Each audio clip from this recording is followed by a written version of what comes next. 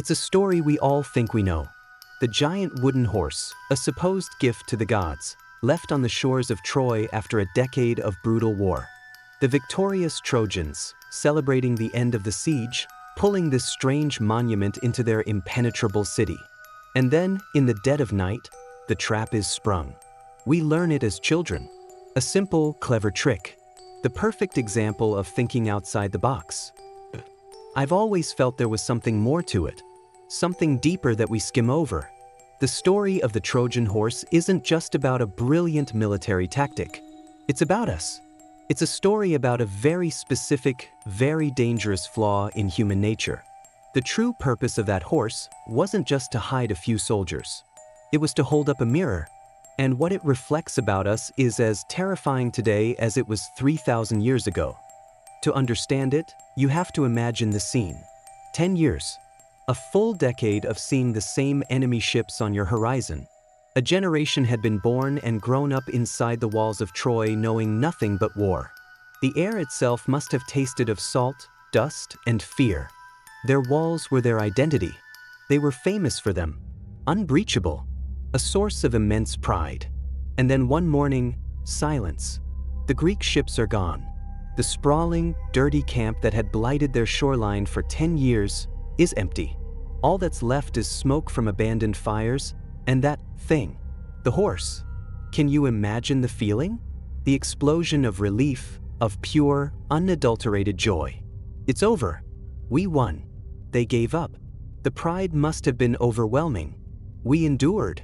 Our walls held. Our gods protected us. That pride, that's the first key.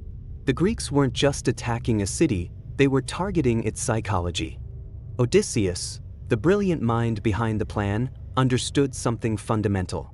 You don't break a strong wall with a battering ram. You get the people inside to open the gates for you. And the surest way to do that is to appeal to their vanity and their piety. So they built this magnificent horse, claiming it was an offering to the goddess Athena to ensure their safe voyage home. They made it too large to fit through any of the city gates on purpose. A masterstroke, because now it wasn't just a trophy, it was a test of faith. To leave it outside would be to offend the goddess. To bring it in, you would have to physically tear down a part of the very walls that had protected you for a decade. And this is where the story gets truly human, because not everyone was fooled. The priest, Laocoön, famously rushes out, and he says the words that have echoed through history, "I fear the Greeks, even when they bear gifts." He hurls his spear into the horse's flank, and the wood groans. A sound of hollow space, of metal armor clanking within. For a moment, there's a flicker of doubt. But then, in a moment of what the Trojans see as divine intervention, two giant sea serpents rise from the waves and devour Laocoön and his two sons. For the Trojans, this was all the proof they needed. Laocoön had desecrated a holy offering, and he was punished by the gods. The horse was sacred. The doubt was extinguished by fear and superstition. Then there was Cassandra, the princess cursed to see the future but never be believed. She screamed, she pleaded, she prophesied the fire and death that the horse held within. But her warnings fell on deaf ears, dismissed as madness as they always were. Think about that. The truth was spoken, clear as day. The physical evidence was there, the hollow sound. But they chose to believe the more comforting story, the one that fed their pride. They literally chose to believe a convenient lie over a hard truth. So they do it. They tear down a section of their legendary walls. They attach ropes and, with singing and celebration, the entire city labors to pull their own destruction inside. The irony is staggering. The very symbol of their victory is the instrument of their doom. The creaking of the wooden wheels on the stone streets must have sounded like a victory march. They feast. They drink.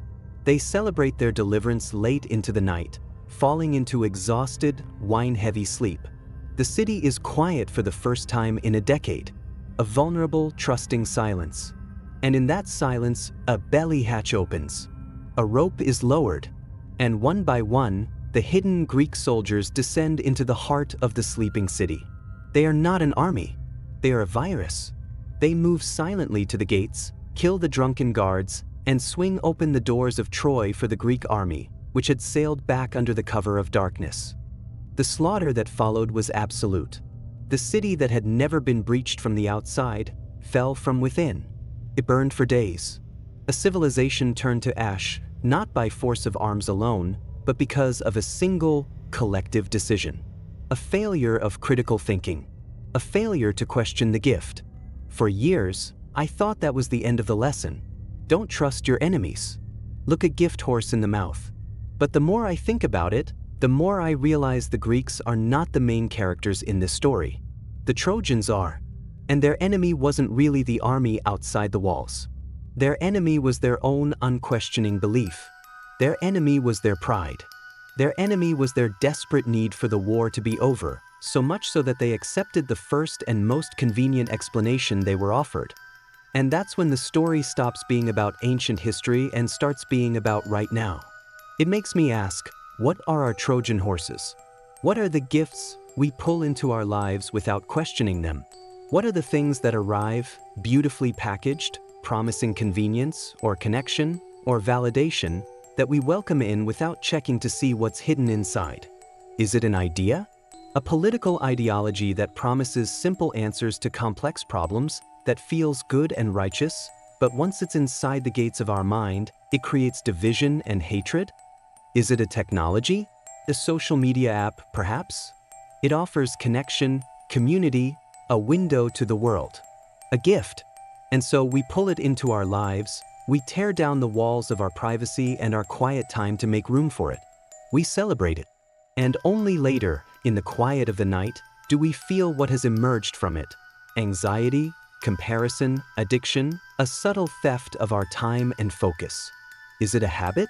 That little thing that seems harmless, that offers comfort or escape.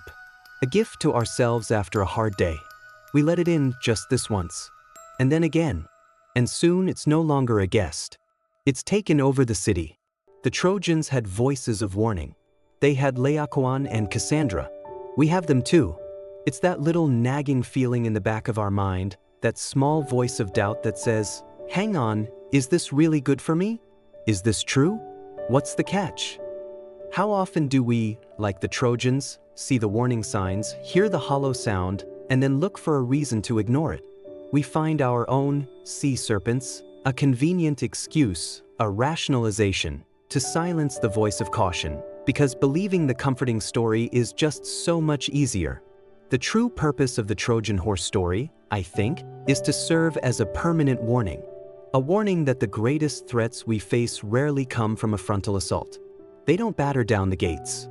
They arrive as gifts. They are seductive.